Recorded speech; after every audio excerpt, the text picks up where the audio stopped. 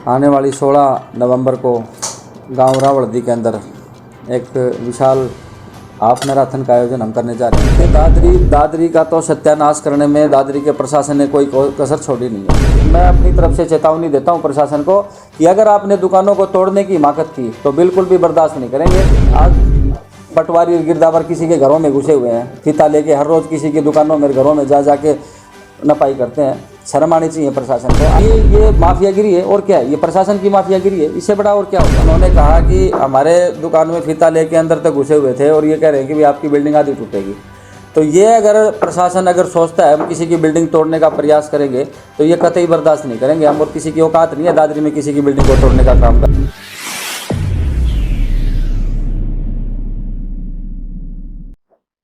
नमस्कार आप सभी साथियों को। आज एक बहुत महत्वपूर्ण विषय को लेकर आप सबके बीच में आज इस पत्रवार्ता का आज आपके बीच में हमने आपको बुलाया। आने वाली 16 नवंबर को गांव रावलदी के अंदर एक विशाल हाफ मैराथन का आयोजन हम करने जा रहे हैं, जो कि हमारे प्रेरणा स्रोत स्वर्गीय चौधरी सुरेंद्र सिंह जी की जयंती पर हम हर वर्ष करते हैं।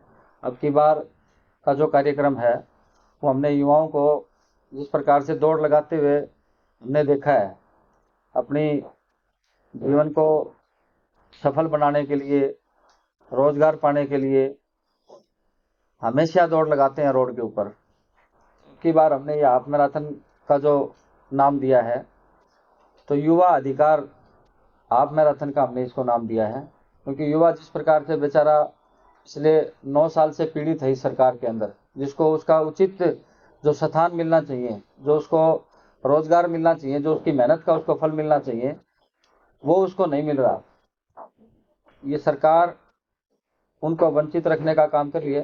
बेरोजगार हमारे युवा रोड पर हर रोज दौड़ लगाते हुए, कई बार ऐसे इंसिडेंट भी हुए हैं जहां दुर्घटना भी हमारे युवाओं के साथ हुई है। तो एक मुख्य उद्देश्य लेके हम ये कार्यक्रम करेंगे। चौधरी सुरेंद्र सिंह जी की जयंती है, उस उपलक्ष्य पे हम उनको एक संकल्प दिवस के नाम पे हमने एक कार्यक्रम रखा है। एक सम्मेलन भी उस दिन रखेंगे। और विशेष तौर पर क्योंकि जिस प्रकार आपने देखा पीछे हमारे अग्निवीरों के नाम पे जिस प्रकार से खिलवाड़ हमारे युवाओं के साथ ही सरकार ने किया, युवाओं ने रोड पर उतरकर इसका भरपूर विरोध भी किया। पूरे देश के अंदर इसका विरोध हुआ, लेकिन इस सरकार ने बिल्कुल उन युवाओं की नहीं सुनी। आज वो समय है कि इस सरकार को चेताने का समय है। अब ये सरकार जाने वाली है, कुछ महीने की ये सरकार है। इस भारत सरकार ने जिस प्रकार से युवाओं को ठगने का काम किया है, जिनके साथ खिलवाड़ करने का काम किया है, तो यही एक उद्देश्य है कि युवा इस मुहिम के अंदर आगे आए और मजबूती से इस सरकार के खिलाफ खड़े होकर ये दौड़ लगाएं। संकल्प दिवस का दिन है, हम संकल्प भी लेंगे उस दिन, क्योंकि जिस प्रकार से नशा इस प्रदेश के अंदर फैल रहा है, आपने देखा होगा पंजाब के अंदर आम आदमी पार्टी की सरकार होने के बावजूद वो किसी प्रकार से उस नशे के ऊपर अंकुश नहीं लगा पाए, और वो नशा हरियाणा में भी फैलने लगा है। तो उसके खिलाफ भी एक मुहिम हमारी होगी। पीछे सरकार ने भी अपनी कोशिश की थी, लेकिन सरकार फेल हो चुकी है इस मामले में। तो ये सभी मुद्दे लेके हम जाएंगे। अग्निवीरों के साथ जिस प्रकार से खिलवाड़ किया गया, बेचारों ने भक्ति जरूर देखी, लेकिन अभी पीछे एक बहुत बड़ी घटना इस पूरे देश को शर्मसार करने वाली थी, जब अग्निवीर हमारा शहीद हुआ और उसको किसी भी प्रकार का सम्मान इस सरकार ने नहीं दिया। तो ये हर व्यक्ति को पीड़ित करने का काम इस सरकार ने किया है। हमारे दिल में आज ये पीड़ा है कि 4 साल की नौकरी का खिलवाड़ सरकार इन युवाओं के साथ कर रही है, और उन युवाओं ने अपनी जान को दांव पे लगा के आज देश की रक्षा के लिए तब भी झोंक दिया, और उनको वो सम्मान भी नहीं मिला, तिरंगे का भी सम्मान नहीं मिला उनको। तो इसी मुहिम में हमने एक और मुहिम भी हमने चलाई है।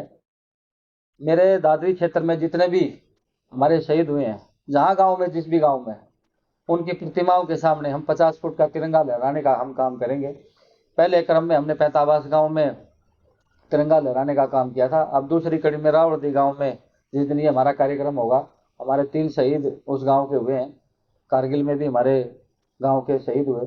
तो उन प्रतिमाओं के सामने 50 फुट का तिरंगा लहराने का परमानेंट तिरंगा हम लगाएंगे। स्थायी तिरंगा हमेशा लहराता रहे हमारे, क्योंकि जिस तिरंगे की शान के लिए, जिस तिरंगे के लिए हमारे शहीदों ने, हमारे नौजवानों ने शहादत दे दी, तो इतना हमारा आज फर्ज बनता है। सरकार ने ये काम नहीं किया, लेकिन ये हमने अपनी एक मुहिम चलाई कि उन शहीदों को जितना भी हम अपनी तरफ से सम्मान दे सकें, क्योंकि जिस तिरंगा के लिए जिसने शहादत दी, वो तिरंगा उनकी प्रतिमाओं के आगे लहरेगा, तो ये हमें कहीं ना कहीं सुकून मिलेगा इस बात का कि देश के तिरंगे के लिए जिन्होंने अपनी शहादत दिया, जो देश का तिरंगा उनकी प्रतिमाओं के सामने लहर रहा है। तो ये हमारा कार्यक्रम है। इस कार्यक्रम को हम 16 नवंबर को सुबह 7 बजे हम शुरू करेंगे। इसी संदर्भ में मुख्य तौर पर आज आपको हमने उपस्थित किया। आपके कोई भी क्वेश्चन सवाल आपके हों तो आप क्या माना है ये जो कार्यक्रम शुरू किया जा रहा है, सरकार के विरुद्ध मोर्चा खोला जा रहा है? बिल्कुल सरकार के खिलाफ मोर्चा खोला जा रहा है और युवाओं को जागृत करने के लिए, क्योंकि युवाओं के साथ जिस प्रकार से खिलवाड़ हो रहा है, युवा अपने आप निकल के आ रहे हैं और युवा को आज एक ऐसा पैमाना किसी बेचारे को, युवा को नहीं मिल रहा कि वो किसी रूप में खड़ा होकर अपनी आवाज को बुलंद कर सके। तो हम एक मंच तैयार कर रहे हैं ताकि युवाओं को एक ऐसा मंच मिले जिसके मंच के ऊपर खड़ा होकर युवा अपनी बात कह सके। सरकार सुन पाएगी आपकी बात? देखिए, सरकार तो पिछले 9 साल से नहीं सुन रही। हम अपना प्रयास कम नहीं करेंगे, हम अपने प्रयास जारी रखेंगे। सरकार सुनती तो आज इन युवाओं के साथ ये खिलवाड़ नहीं होती, आज अग्निवीर नहीं होती, आज परमानेंट भर्ती होती। आज परमानेंट भर्ती सरकार नहीं कर रही है। हमारे युवाओं के साथ खिलवाड़ करने के अलावा क्या काम कर रही है? हर रोज पेपर लीक के मामले सामने आ रहे हैं, हर रोज इस प्रकार के मामले सामने आ रहे हैं जहां इनके मुख्य कार्यालय में 1-1 करोड़ रुपए इनके कार्यालयों में मिलते हैं। आज ईडी को इन्होंने, इनकी देश के अंदर 5-6 राज्यों में सरकार है, किसी भी राज्य में जहां बीजेपी सरकार जहां है उसमें क्या ईडी को बाध्य किया गया है? जहां कांग्रेस की सरकार है जिस भी राज्य में, वहां हर रोज ईडी के छापे लगते हैं। तो ये तमाशा बना के रखा हुआ है। ईडी का दुरुपयोग इस भारत सरकार द्वारा जिस प्रकार से किया जा रहा है, तो ये छलावाई है। जो पार्टी अब तक अपने संगठन अच्छे से नहीं बना पाई, वो भविष्य में सरकार बना पाएगी, आपको विश्वास क्यों है? देखिए, मुझे भी इस बात का मलाल है कि कांग्रेस पार्टी हमारा अभी तक संगठन नहीं बना पा रही और मैं इस बात के लिए खुद पीड़ित हूँ। और मैं संगठन से, हमारे पार्टी नेताओं से ये आग्रह करता हूँ कि जल्द से जल्द हमारी पार्टी का संगठन बने ताकि हम और मजबूती से, ताकत के साथ इस प्रदेश के और देश के जो मुद्दे हैं उनको मजबूती के साथ उठाने में हम कामयाब हों। और आने वाले समय में जब अब की बार 2024 का जब लोकसभा का चुनाव होगा, तो इस लोकसभा के चुनाव में अब मजबूती से डट के खड़े होके और इस भाजपा सरकार को उखाड़ फेंकने का काम हम करेंगे। चुनावों से पहले इस तरह के मोर्चे खोलने की क्या जरूरत है? देखिए, चुनाव की बात नहीं है, ये मोर्चा नहीं है, ये तो हमारे युवाओं की हक की बात है। और अगर आज हम किसी की अपने युवाओं की बात नहीं करेंगे तो बात चुनाव की नहीं है। चुनाव हमारे लिए कोई मुद्दा नहीं रखता। हमारे लिए मुद्दा रखता है कि आज हमें अपनी भूमिका में हम हैं कि नहीं है। होगा तो इस लोकसभा के चुनाव में हम मजबूती से डट के खड़े होके और इस भाजपा सरकार को उखाड़ फेंकने का काम करें। चुनावों से पहले इस तरह के मोर्चे खोलने की क्या जरूरत है? देखिए, चुनाव की बात नहीं है, ये मोर्चा नहीं है, ये तो हमारे युवाओं की हक की बात है। और अगर आज हम किसी की अपने युवाओं की बात नहीं करेंगे तो बात चुनाव की नहीं है। चुनाव हमारे लिए कोई मुद्दा नहीं रखता। हमारे लिए मुद्दा रखता है कि आज हमें अपनी भूमिका में हम हैं कि नहीं है। आज हम विपक्ष की भूमिका में है। आज अगर हम विपक्ष की भूमिका नहीं निभाएंगे, चुनाव तो हमारे 1 साल के हैं अभी, और उससे पहले भी हमने कभी कमी नहीं छोड़ी। जब भी कोई बात हुई, चाहे वो अग्निवीरों की बात थी, चाहे किसान आंदोलन की बात थी, चाहे और युवाओं की बात थी, तो तमाम मुद्दों को भरपूर तरीके से हमने उठाने का काम किया और उठाते रहेंगे। ये चुनाव की बात नहीं है, ये तो हमारे किसी एक वर्ग की बात है। अगर आज युवा वर्ग की बात है तो हम रोड पे उतरेंगे, उनकी आवाज उठाएंगे, उनको हर तरीके से मजबूती के साथ उनके साथ कंधे से कंधा मिला के उनके साथ खड़े होंगे। काफी सारी मूलभूत सुविधाओं की भी समस्याएं देखी गई, उनको लेकर के क्या कहना है आप? देखिए, दादरी का तो सत्यानाश करने में दादरी के प्रशासन ने कोई कसर छोड़ी नहीं है। आपने देखा, पिछले 9 साल से हम इस जल भराव की समस्या से पीड़ित हैं। गंदा पानी लोग पीने को मजबूर हैं। सीवर की समस्या को दादरी प्रशासन सुलझा नहीं पाया है। दादरी के अंदर ओवरलोडिंग और ट्रकों की जो माफियागिरी जो यहाँ चलती है, आज दादरी के अंदर एक बाईपास दादरी प्रशासन और ये भाजपा सरकार नहीं बना पाई है, जिसके अंदर इनके खुद के अंदर इनके यहाँ से विधायक जो है नन्ना चौटाला जी, बारडा से विधायक हैं, उनके बेटे डिप्टी चीफ मिनिस्टर, उनके पास वो महकमा है और तकरीबन जो पहाड़ हैं, पिछोपा, अटेला, मेड़ा, ये उनके क्षेत्र में आते हैं। वो एक बाईपास इस दादरी जिले को नहीं दिलवा पाए, तो इससे बड़ा शर्मनाक क्या होगा। बिलोटा गांव में, मोरवाड़ा गांव में, तमाम इतने हमारे ऐसे गांव हैं जहां से ये हर रोज आप यकीन मानिए 5 से 10 हजार ट्रक हमारे निकलते हैं। कितने लड़के हमारे उसके अंदर बेचारे एक्सपायर हो चुके एक्सीडेंट के अंदर। रोहतक रोड के ऊपर आप गाड़ी को क्रॉस नहीं कर सकते, इतना बुरा हाल है। ये बाईपास की कितनी बड़ी मांग इस दादरी क्षेत्र की थी, कितनी बार इस बात के लिए कह चुके, लेकिन दादरी क्षेत्र को अब तक इन्होंने एक बाईपास तक नहीं दिया। आज दुकान वालों को जिस प्रकार से प्रशासन ने तंग करा हुआ है, आज रेहड़ी वाले बेचारे कहाँ जाएं। अब उनको यहाँ से उठाने का काम किया हुआ है। इनक्रोचमेंट अगर हुई है तो इनक्रोचमेंट प्रशासन हटाए, हम उनके साथ हैं। लेकिन जाति प्रशासन किसी व्यक्ति के साथ, किसी दुकानदार के साथ, आज दुकानों को तोड़ने की मेरे आगे कोई बात आई है, अगर दुकानों को तोड़ने की अगर प्रशासन ने हिमाकत करी तो बिल्कुल ये मैं अपनी तरफ से चेतावनी देता हूं प्रशासन को कि अगर आपने दुकानों को तोड़ने की हिमाकत की तो बिल्कुल भी बर्दाश्त नहीं करेंगे, हम रोड के ऊपर उतरेंगे। ये जिस प्रकार से दुकानों को परेशान किया जा रहा है, आप इंक्रोचमेंट तोड़िए, हम आपके साथ हैं। अगर किसी ने चबूतरा बना रखा है और वो रोड की हद में अगर वो जा रखे हैं तो आप तोड़िए, हम आपके साथ देंगे। लेकिन मुरबाबंदी हमारी हो चुकी पहले, अब बाद में आपने करवाई है तो सदरे के हिसाब से सबने, अब जब उस टाइम पे दुकानें बढ़ाई तो आपने फीस ली है, आपने फीस लेके आपने सबको अपनी हदों में रह के अपने दुकान बनाई हुई है। आज पटवारी गिरदावर किसी के घरों में घुसे हुए हैं, जूता लेके हर रोज किसी की दुकानों में, घरों में जा जाके नपाई करते हैं।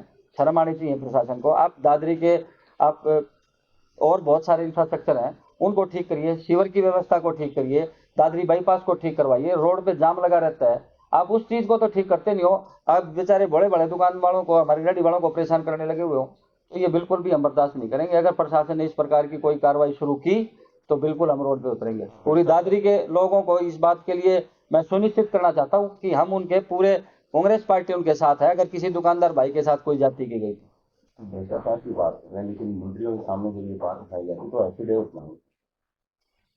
देखिए मैंने एफिडेविट देखो, भ्रष्टाचार की बात अगर आती है, ये सबको पता है, एक टोल लगा हुआ है दादरी के अंदर।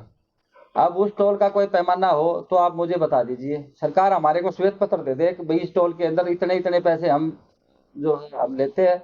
ट्रकों वाले से बेचारे से 300-400 रुपये पर डे के हिसाब से लेते हैं, 5,000 ट्रकों के हिसाब से। आप इस रोड की पैमाने की के हिसाब से आप हमें बता दीजिए। 27 किलोमीटर का रोड भी नहीं है, 23 किलोमीटर के रोड में हर रोज हम 20 लाख रुपए दे रहे हैं। इससे बड़ा भ्रष्टाचार और क्या होगा हमारे लिए। उस रोड पे कोई 4 लाइन वो रोड नहीं है, कोई उसके ऊपर कोई और व्यवस्था नहीं है, कोई सुविधा नहीं है किसी भी प्रकार की। जाम में हम जो है हम 24 घंटे खड़े रहते हैं, आप हमारे से पैसे हटने का काम कर रहे हैं। ये ओवरलोडिंग व्हीकल क्यों जा रहे हैं? तो ये माफियागिरी है और क्या है, ये प्रशासन की माफियागिरी है। इससे बड़ा और क्या होगा? ये तो सबको दिखता है, ये तो किसी की छुपी हुई बात ही नहीं है, ये तो सबके सामने है।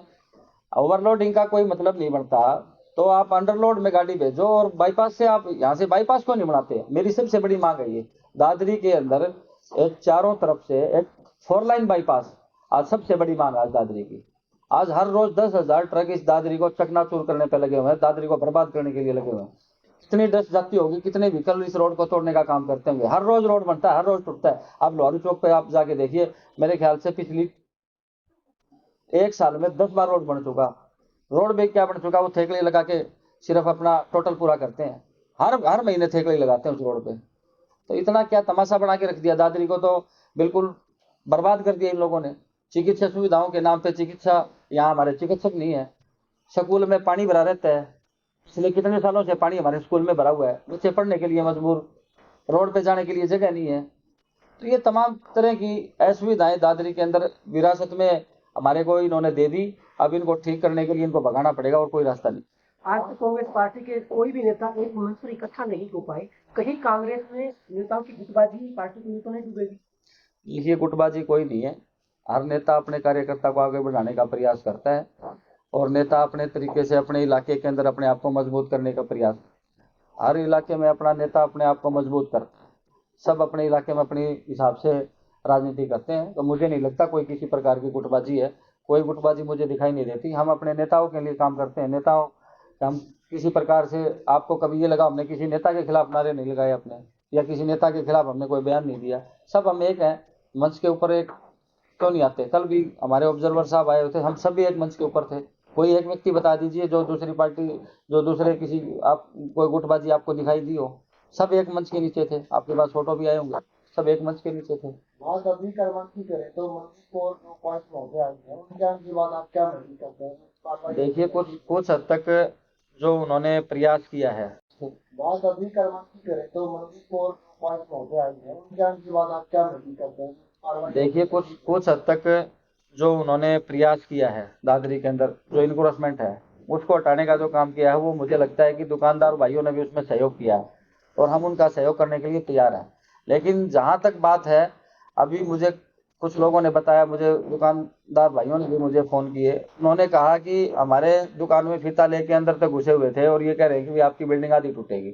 तो ये अगर प्रशासन अगर सोचता है हम किसी की बिल्डिंग तोड़ने का प्रयास करेंगे तो ये कतई बर्दाश्त नहीं करेंगे हम, और किसी की औकात नहीं है दादरी में किसी की बिल्डिंग को तोड़ने का काम करे, रोड पे उतरेंगे। ये मैं बिल्कुल प्रशासन के खुले तौर पे कहना चाहता तो अजीत जी, रातों रात फिर बिल्डिंग की सड़कों पर खड़ी हो जाएंगे, अगर इस बात पे हूँ। अगर जेल में डाल दें फिर तोड़ देंगे। अगर किसी की गरीब भाई की दुकान, अब रेडी वालों का क्या कसूर था बेचारों का, आप उनको जगह दीजिए, प्रॉपर तरीके से जगह दीजिए, उनको बिठाने का काम कीजिए, पहले उनको बसाइए।